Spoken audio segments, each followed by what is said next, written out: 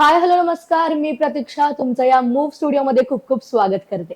तर आज आपल्यासोबत कलाकार आणि तज्ञ हे दोन्ही असलेलं व्यक्तिमत्व आपल्यासोबत आहे. कलाकार यासाठी म्हणलं मी तर आवर्जून सांगेल तुम्हाला की कलाकार म्हणजेच कोण असतो तर लेखक आणि कलाकार म्हणजे चित्रकार आणि तज्ञ यासाठी ते आहेत वास्तुशास्त्रज्ञ आणि त्याचबरोबर हस्तरेखा तज्ञ. तर आज आपल्यासोबत आहेत श्री मुकुंद दगडे सर. सर तुमचं नमस्कार. आमच्या या स्टुडिओमध्ये खूप खूप स्वागत आहे. सर मला तर वाटतं प्रेक्षकांना सर्वात प्रथम तुम्ही पहिला परिचय करून द्याल तुमचा. तसं तर मी सांगितलंच आहे प्रेक्षकांना की तुम्ही एक कलाकार आणि त्याचबरोबर तज्ञ आहात. पण प्लीज तुम्ही तुमचा परिचय स्वतःहून करून द्याल एकदा. मॅडम, माझं नाव आहे मुकुंद अशोक दगडे. मी अहमदनगर डिस्ट्रिक्टमध्ये पाथर्डी तालुक्यामध्ये खरवंडी कासार म्हणून एक गाव आहे, त्या गावामध्ये राहतो. सर मग आपण आहे ना इंटरव्ह्यूच्या सुरुवातीला एक बेसिक स्टार्टिंग करूयात. म्हणजे तुम्ही असं आता म्हणालात की हस्तरेखा तज्ञ आहात तुम्ही. तर मला जाणून घ्यायला आवडेल की हस्तरेखा म्हणजे काय किंवा हातावरच्या रेषा हस्तरेखा म्हणजे तर त्या कशा बघितल्या जातात, काय असतं नक्की मूळ काय त्याचं? हस्तरेखा म्हणजे त्याच्यामध्ये 5 रेखा महत्वाच्या असतात. एक एक जी रेषा असते, जीवन रेषा असते. दुसरी असते ती मणिबंध रेषा असते. तिसरी असती मस्तिक रेषा असते. चौथी असती हृदय रेषा आणि 5वी असते ते एक वैवाहिक रेषा. अशा ह्या 5 रेषा असतात आणि याच्यावरतीच भविष्य कथन केलं जातं. बरं मग हस्तरेखा पाहून तुम्ही काय काय सांगू शकता? सर्व काही सांगता येतं हस्तरेषेवर, तरी असं काही बऱ्यापैकी नाही. आमच्या प्रेक्षकांना ऐकायला आवडेल. काही पण सांगता येतं, म्हणजे असं काही नाहीये की हस्तरेषा पाहून कोणती गोष्ट आपण सांगू शकत नाहीये. काय, जन्मापासून तर मृत्यूपर्यंत सांगता येतं. खरंच म्हणजे हो. हातावर ज्या आपल्या या हो, रेषा आहेत. जन्मापासून मृत्यूपर्यंत आपण करोडपती होणार की भिकारपती होणार, हे सर्व याच्यावरती लिहिलेलं आहे. मग माझा दुसरा प्रश्न हाच आहे की करोडपती होऊ शकतं का हस्तरेषावरती? ते आपल्या जर हातावर त्या रेखा असल्या शंभर त्या टक्के बघून तुम्ही त्या त्या तशा जर रेषा असतील, 100% तुम्ही करोडपती होऊ शकता. आणि ती कशी ओळखायची म्हणजे ती कोणती रेष असते? त्या म्हणजे 5ही रेषेचा प्रभाव असतो एकमेकावर, त्यानुसार ती ओळखायची असते. ओके सर मी असं ऐकलंय की तुम्ही बरेच घटस्फोट म्हणजे थांबवलेले आहेत आणि जिथे घटस्फोटच्या शेवटच्या टप्प्यावर आलेले आहेत आणि त्यांना तुम्ही परत लग्न करायला हो, लावलेलं आहे. काय सांगाल हो. म्हणजे? अशी एक घटना होती की पुण्यामध्ये एक मुलगी होती, तिचं म्हणजे लग्न वगैरे झालेलं होतं आणि तिने घटस्फोट घेतला. घटस्फोट घेतल्याच्या नंतर परत ती माझ्याकडे आली, म्हणजे फर्स्ट टाइम आली होती ती माझ्याकडे. तर तिथे ते पाहिलं की मला विचारलं की सर, तुमच्या हस्तरेषेबद्दल मी नाव ऐकलेलं आहे, मी स्पेशल तुमच्याकडे आले. ती IT इंजिनियर होती. तर तिने तिचे हात वगैरे मी पाहिले आणि तिला मी सांगितलं की बाबा तुझं म्हणजे घटस्फोट होईल. ती म्हटली सर, माझा ऑलरेडी घटस्फोट झालाय. झालाय तर ठीक आहे म्हणलं, मग आता पुढे? ती म्हटली मला सेकंड मॅरेजचं विचारायचंय. अरे बापरे! म्हणजे हा, त्यांच्या सेकंड. त्याच्यासोबत नाही दुसऱ्या कोणासोबत? हो, हो. ओके. तर मी त्या व्यक्तीच म्हटलं ठीक आहे म्हणलं, होईल म्हटलं. तर म्हटलं मग त्याच व्यक्तीसोबत करावं तुम्ही असं. तिने म्हणजे असं ते विचित्र शब्द वापरले त्या व्यक्तीला तिने. ते म्हणले सर, तो विषय संपलेला आहे आता. म्हणलं ठीक आहे. ठीक आहे म्हणल्याच्या नंतर मग मला म्हणजे जे काही दिसलं, पण मी तिला त्या हस्तरेषा पाहून सांगितलं की बाबा, तुझं त्याच व्यक्तीसोबत परत लग्न होईल, तू त्याच्याकडेच जाशील. अच्छा तुम्ही त्यांना ते हो, हस्तरेखा पाहून हो, सांगितलं. हो. ती म्हणली मी कधी कधी पण जाणार नाही. आणि तिला सांगितलं मी, ती म्हणली मी सेकंड लग्न करण्याचा विचार करते, तर माझं भविष्य कसं असेल? तिला सांगितलं तुझा मृत्यूयोग आहे. तिच्या मनात काय आलं काय माहित नाही. ती परत त्या पहिल्या नवऱ्याकडे गेली.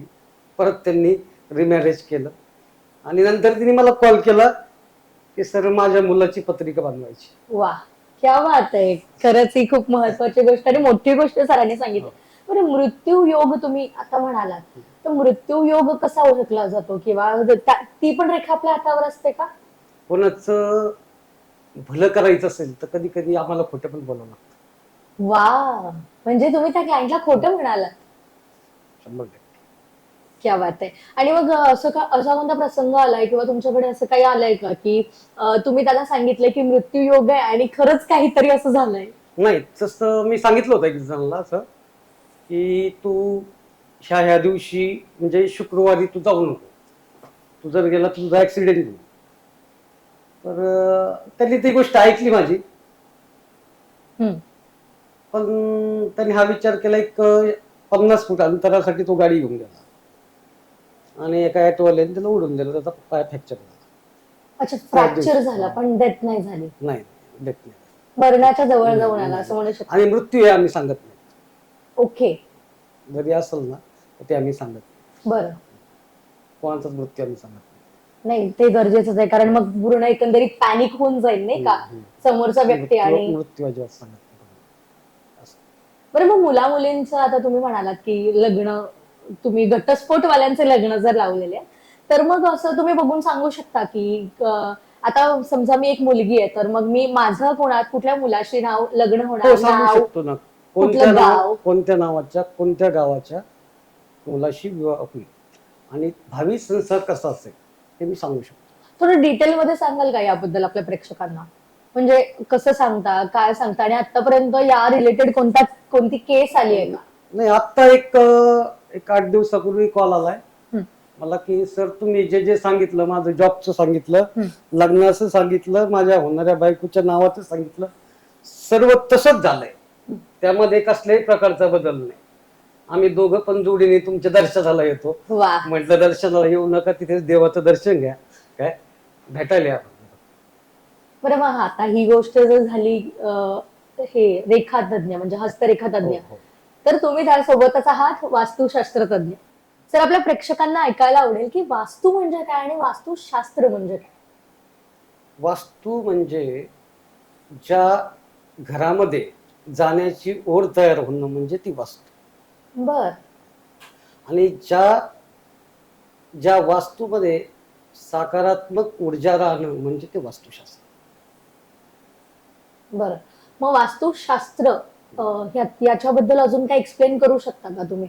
बिकॉज आपण कधी असं होतं की आपण एखाद्याच्या घरी गेलो आणि आपल्याला करमत नाही, तर असं काही आहे का? आहे ना, त्या ठिकाणी त्या वास्तूच्या रचनेवर अवलंबून असतं. म्हणजे एखाद्या घरामध्ये गेलो तर आपल्याला त्या घराच्या बाहेर निघू वाटत नाही आणि एखाद्या घरात गेलं की लगेच तिथून बाहेर पळावं निघावंसं वाटतं. तर वास्तूमध्ये बरेचशा काही गोष्टी म्हणजे वास्तू पाहूनच भविष्य पण सांगितलं जातं. म्हणजे त्या घराचं घराची घरातल्या रचना पाहून 100% भविष्य सांगितलं जातं. ओके. त्या घरामध्ये काय होणार आहे, काय झालंय, काय घडू शकतं हे सुद्धा सांगितलं जातं वास्तू. बरं, मग आपण असं म्हणतो की घरातल्या माणसांनी घराला घर पण येतं, ठीक आहे, तर मग घरामधल्या माणसांमध्ये काय दोष असला तर त्याचा परिणाम वास्तूवर होतो का? नाही, वास्तूचा परिणाम माणसावर होतो. माणसाचा परिणाम नाही वास्तूवर. क्या बात आहे, म्हणजे ही इंटरेस्टिंग स्टोरी आहे. मला असा कोणता किस्सा झालाय का तुमच्याकडे की वास्तूचा परिणाम डिरेक्टली त्या माणसावर झाला आणि प्रचंड बेकार म्हणू शकतो असा इम्पॅक्ट झाला? नाही, मी वास्तुशास्त्राचे पुस्तक नाही वाचले मॅडम. अच्छा. मी वास्तू वाचल्या. मी श्रीमंत लोकांच्या वास्तू वाचल्या, गरीब लोकांच्या वाचल्या, मिडल क्लास लोकांच्या वाचल्या. त्या वास्तूच्या रचनेवर अभ्यास केला. तर एक उदाहरण सांगायचं जर झालं तर नैऋत्य कोपऱ्याला जर दरवाजा असेल आणि आग्नेय कोपऱ्याला जर दरवाजा असेल म्हणजे टॉयलेट असेल तर त्या घरातल्या मुलीचा घटस्फोट होतो. अरे बापरे. दुसरी गोष्ट, त्या घरातली मुलगी आई होत नाही. आई होत नाही. नाही होत? बापरे, ही खूप मोठी गोष्ट आहे. म्हणजे वास्तू म्हणजे खूप म्हणजे मी प्रॅक्टिकली अनुभव घेतले त्याच्यामध्ये. प्रॅक्टिकली मी अभ्यास करून मी खूप काही म्हणजे असं त्याच्यामध्ये हे केलंय. जर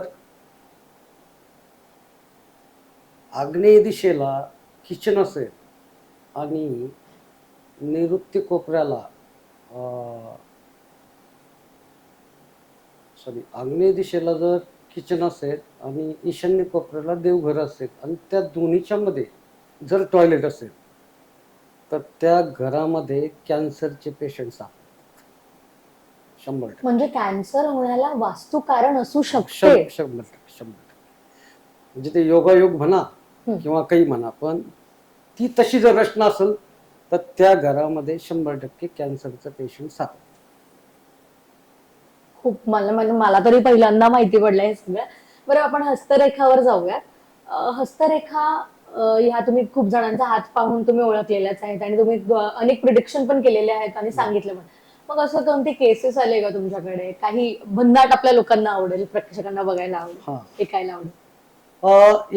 एक मुलगा आला होता, म्हटला सर माझ्या लग्नाचं म्हणजे पाहायचंय, तुम्ही सांगू शकता का? म्हटलं होईल तुझं 19/5/2024 तुझं विवाह होईल. बर. तो विचार आलता, तो टाइमपास करायला आला असेल किंवा काही, हे खरं आहे की खोटं आहे पाहण्यासाठी. मी त्याला तारीख वगैरे सांगितली, नाव वगैरे सांगितलं, अशा अशा नावाची मुलगी असेल असं. तो म्हटलं सर तुम्ही काही सांगता. त्याने मला मोबाईल दाखवला, मोबाईलमध्ये त्याच्या बायकोचा फोटो, त्याचा फोटो दाखवला. फोटो दाखवल्याच्या नंतर म्हटलं हे सर्व तुमचं खोटं आहे. म्हणलं तुझी हस्तरेषा जी बोलती तेच खरं आहे. म्हणलं तुझं लग्न झालंय चांगली गोष्ट आहे, तुम्हाला विचारलंय चांगली गोष्ट आहे. तो दुसऱ्या वर्षी आला भेटायला दुसऱ्या बायकोला. अरे बापरे. पहिली बायको गायब झाली त्याची, गायब झाली म्हणजे पळून सोडून गेली? पळून गेली. आला आणि म्हणला सर आता आता खरं काय आहे मला सांगा, पुढचं काय आहे? बर. म्हटलं माझं खोटं आहे तुझं खरं आहे. नाही म्हणलं सर तुमचं खरं आहे, माझं खोटं खोटं नाही. आहे. क्या बात आहे. अच्छा, मग अशी कोणती केस आली आहे का जिथे क्लायंट पूर्ण घाबरूनच गेलाय तुमचा आणि तुम्ही ते प्रॉपर नाही. प्रोडक्शन केलं आणि ते झालंय? क्लायंटला म्हणजे कसं, जर आपण जर असं हस्तरेषा वगैरे पाहिली आणि जर एखाद्याला बोललो की बाबा हे असं असं तुझं आहे, तर तो नाही म्हणत नाही. बरोबर, घाबरायचा काही विषय नाही, तो मान्यच करतो. क्या बात आहे. म्हणजे खूपच इंटरेस्टिंग एपिसोड होतोय आणि सरांसोबत बोलून फार मजा येते. बरं, मग असं काय आहे का की दोष म्हणतो ना आपण, स्वतःमध्ये दोष किंवा त्या व्यक्तीमध्ये, मग हस्तरेखा पाहून त्यामध्ये तो दोष आहे जसं की शुक्र म्हणतो आपण, त्याबद्दल काय सांगाल आपल्या प्रेक्षकांना? शुक्र म्हणजे एक असा ग्रह आहे की ज्याचा शुक्र स्ट्रॉंग असतो त्याच्या मागे दुनिया पळते, ज्याचा शुक्र खराब असतो त्याच्या जवळ येणारे लोक लांब जातात. अरे बापरे. मग ते शुक्र आहे आपल्या, ते कसं ओळखायचं? शुक्र पर्वत म्हणजे हे जे अंगठ्याच्या खालचा जो भाग असतो, हा जर भाग असा दबलेला असेल आणि त्याच्यावरती जर जाडी असेल तर समजून जायचं तुमचा शुक्र खराब. बर. आणि मग त्याच्यासाठी तुम्ही काय उपाययोजना सांगता? आता जसं की हस्तरेखा पाहून काही त्याच्यावर रेमेडीज असतात, उपाय असतात, तर त्याचा बी प्रभाव होतो. ते पण तुमच्या नशिबावर अवलंबून आहे. म्हणजे तुमच्या पहिल्या पहिल्या जन्माचे जे काही कर्म असतील त्याच्यावरच तुमची रेमेडीज काम करतात. अच्छा, म्हणजे पुनर्जन्म, पहिला जन्म असं पण काही आहे का म्हणजे अस्तित्वात? म्हणजे असू शकतं, म्हणजे मी हे नाही सांगू शकत, पण जे शास्त्रामध्ये जे सांगतायत त्यानुसारच आपण बोलतोय. काय पूर्वजन्म कुणी पाहिलाय? नाही पाहिलेला, पण एक जे बोलतायत त्यानुसार आपण अभ्यासानुसार बोलतो. बरं, चांगले कर्म आणि वाईट कर्म, कर्म माणसाच्या आयुष्यात मॅटर करतात का? 100%. सर, आपल्या प्रेक्षकांना ऐकायला आवडेल की चांगले कर्म आणि वाईट कर्म असं काय आहे का आणि तुम्ही बिलीव्ह करता का? हो, 100%. आपण जर जे काही चांगले कर्म करतो काय, तेव्हा आपलं चांगलं होतं. जेव्हा आपण वाईट कर्म करतो तेव्हा त्याचं फळ पण आपल्याला वाईटच भेटतं. तीच गोष्ट म्हणजे कर्म म्हणजे काय? मी तर सुरुवात ह्याच करीत, कर्म म्हणजे काय? कर्म म्हणजे कुणाचा विश्वासघात करणे, कुणाला फसवणे, कुणाला लुबाडणे, हे जे प्रकार असतात त्यालाच कर्म म्हणायचं. आणि मग त्याचा इम्पॅक्ट आपल्या हस्तरेषेवर होतो का? 100%. समजा कर्मानुसार आपल्या हस्तरेषा पण बदलतात. आपण चांगले कर्म केले, हस्तरेषेमध्ये पण बदल होतो.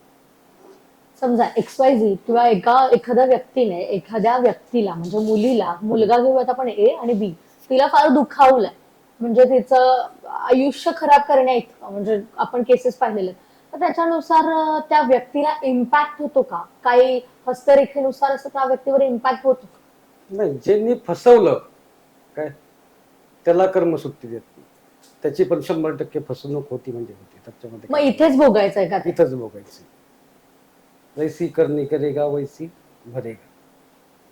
तुमचा एवढा अभ्यास आहे या सगळ्यावरती आणि हस्तरेखा वगैरे, काय सांगाल म्हणजे अभ्यासाची सुरुवात पासून ते एंड पर्यंत आमच्या प्रेक्षकांना आवडेल की तुमचा एवढा एक्सपिरियन्स आहे त्याबद्दल काय सांगाल? नाही, एवढंच सांगेल मी की हस्तरेषा एक भविष्य पाहण्याचं एक माध्यम आहे, एक पुरातन शास्त्र आहे.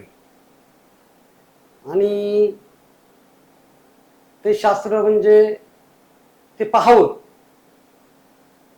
आणि पाहून त्याच्यानुसार आपण वागावं, तसं चालावं. काय तर नक्कीच त्याचा आपल्याला फायदा होऊ शकतो. क्या बात आहे सर.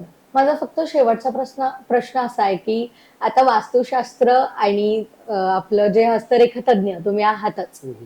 पण कलाकार म्हणून तुमची ओळख आहे आणि कलाकार लेखक वगैरे आणि चित्रकार, आहे. ही आवड कशी निर्माण झाली? म्हणजे दोन्हीचं साम्य नाही, कसं झालं? चित्रकला म्हणजे माझं माझं म्हणजे आवडता विषय होता. शाळेमध्ये शिक्षकांचं जे काही गणित असेल, इंग्लिश असेल, कोणतेही विषय ते जर शिकवत असतील तर माझं त्या शिक्षकाचं चित्र रेखाटलं चालायचं. वाह, क्या बात आहे.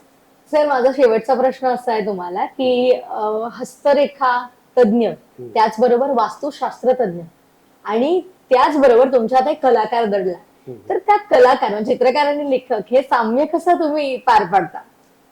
तर चित्रकला ही कसं आहे, माझा म्हणजे पहिलीपासूनचा आवडता विषय.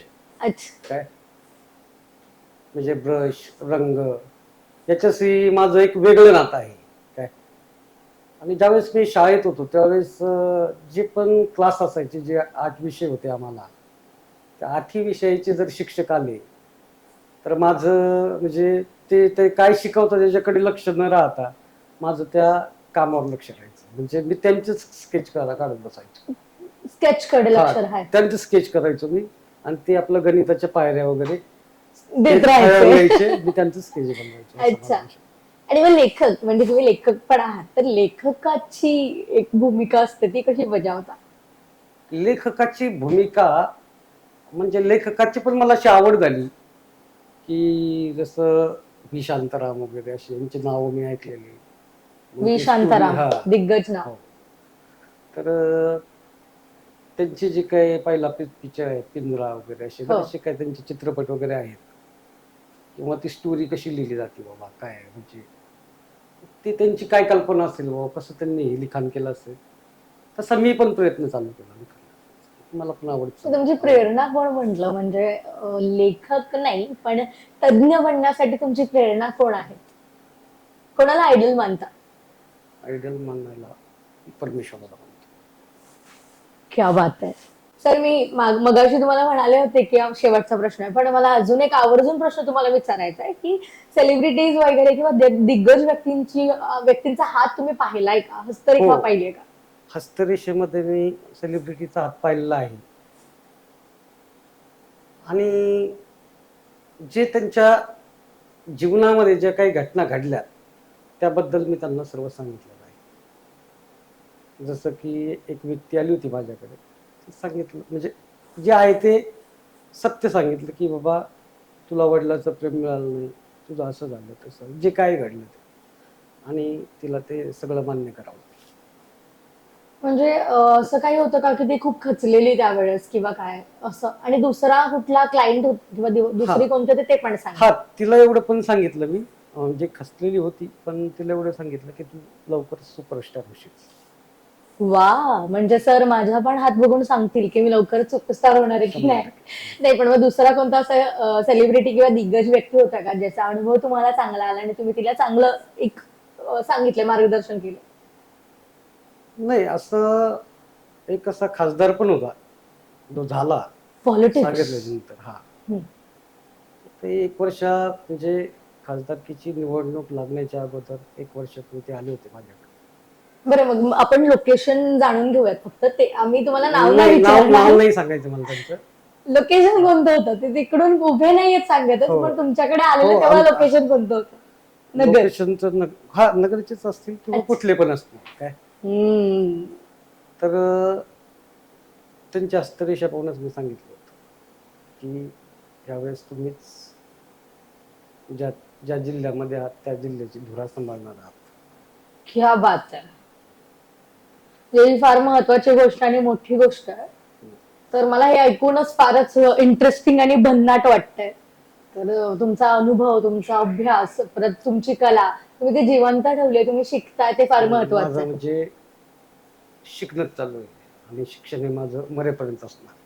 हे बरोबरच आहे. जसं की डॉक्टर बाबासाहेब आंबेडकर म्हणालेले आहेत की माणूस हा मरेपर्यंत एक विद्यार्थीच असतो. आणि महत्वाची गोष्ट म्हणजे मी आंबेडकरांनाच गुरु मानतो. वा, ही फार महत्वाची आणि मोठी त्यांचं गोष्ट एक केली. एक वाक्य मला म्हणजे आठवते की पुस्तक वाचाल तर तुम्ही वाचाल. Absolutely right. आणि पुस्तकाला खूप महत्व आहे. बरोबर. आजकालच्या काळामध्ये मोबाईल वगैरे या गोष्टी चालू झाल्या, पण पुस्तकं खूप खूप महत्वाची आहेत. प्रत्येकाने पुस्तक वाचलीच पाहिजे असं मला तरी वाटतं. क्या बात आहे, क्या बात आहे. म्हणजे सरांकडे बघून आहे ना प्रेक्षकांना, मला काय वाटतं माहितीये का, बाबासाहेबांनी सांगितलंय की शिक्षण हे वाघिणीचे दूध आहे 100% आणि जो पियल तो गुरगुरल्याशिवाय राहणार नाही. राहणार. बरोबर. पण मला काय वाटतं माहितीये, पुस्तकं वाचले तर तुम्ही वाचा. Yes, perfect perfect. मला काय वाटतं माहितीये का सर, तुमच्याकडे बघून तुमचा अभ्यास केलाय मी, त्यामुळे मला तुमच्याकडे अनुभवून असं वाटतंय की शिक्षण आपल्याला मोठं करताना आपली कला आपल्याला जगायला शिकवतं. मोठं होणं गरजेचं आहेच, 100% गरजेचं आहे, पण जगणं जास्त महत्वाचं आहे. आणि तेच सरांनी केलेलं आहे. म्हणजे सरांनी काय केलंय तर वास्तुशास्त्र आणि त्याचबरोबर तज्ञ, हस्तरेखा तज्ञ आहेत ते, आणि त्याचबरोबर त्यांनी त्यांची कला देखील जोपासली आहे. म्हणजे चित्रकला असावं, लेखक म्हणून असावं, त्यांनी त्यांची कला पण जोपासली आहे. फार महत्वाचं आहे.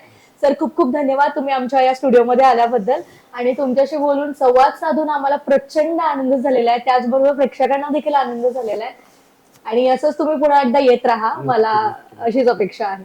तुम्हाला हा एपिसोड कसा वाटला आम्हाला कमेंट बॉक्स मध्ये नक्की कळवा, आणि हा व्हिडिओ आवडल्यास व्हिडिओला लाईक, चॅनलला सबस्क्राईब आणि हो, बेल आयकॉनला क्लिक करायला विसरू नका. धन्यवाद.